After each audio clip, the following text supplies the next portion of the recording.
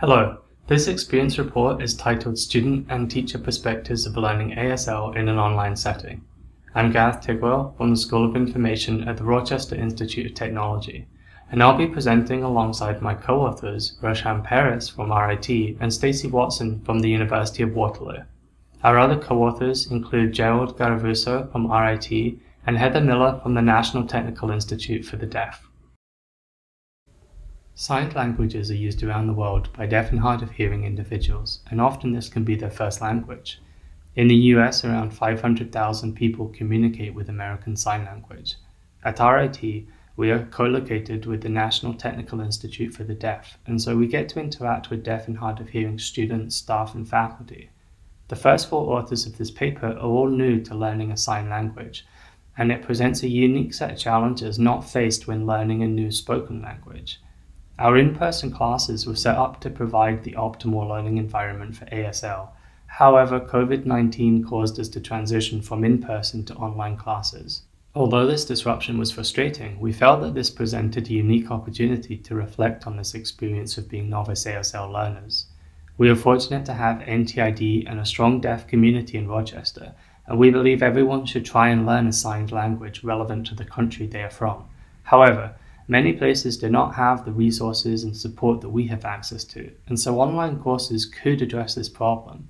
We want to highlight some of those challenges from student and teacher perspectives of learning ASL in an online setting.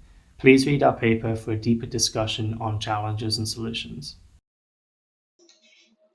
On this slide is a typical setup one might have when learning ASL remotely.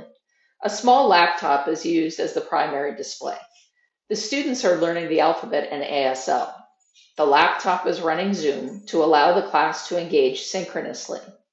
Currently, the presenter is sharing slides that show the hand shape for the letter F from two different angles. In this Zoom session, there are 3 participants in the call, practicing the hand shape for the letter F.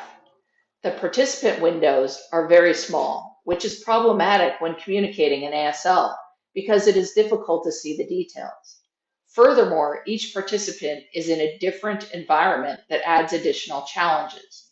The top participant has significant glare behind him because the cheap webcam has limited dynamic range.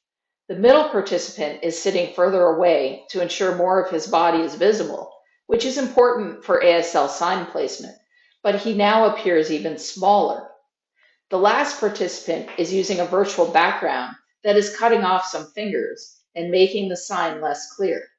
These are just some of the challenges we discuss in our paper. Recently, the National Association of the Deaf provided guidelines to support virtual classes. In our experience report, we either expand on these or add to them. Here's a brief rundown of them. You should have a solid background color with a lighting that is not too dark or too bright. Your webcam should be positioned at eye level such that you are framed in the center of the screen so that you appear engaged in the conversation. You will also want to position yourself so that both your waist and the top of your head are included within the frame. You will want to choose appropriate clothing that contrasts well with your skin color, as this will enhance visibility, such as during fingerspelling. Also, you will want to avoid distracting items like jewelry and hats.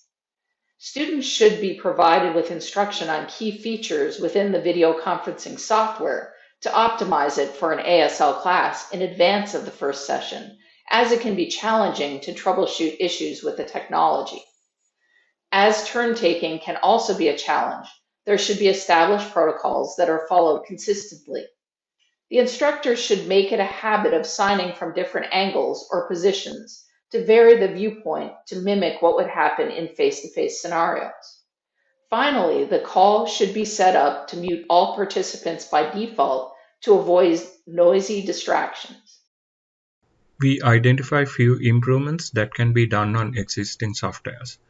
Firstly, you should be able to maintain the same participant arrangement layout for all participants. Secondly, the software should implement motion detection to detect sign language to switch participant focus. Thirdly, the software should allow the instructor to see the class as a whole during breakout sessions. As future research directions, we aim to conduct in-depth and formal user studies to identify strengths and weaknesses when learning sign language online. In addition, we suggest the use of eye tracking methodologies to further analyze participant behaviors during these sessions. Thank you.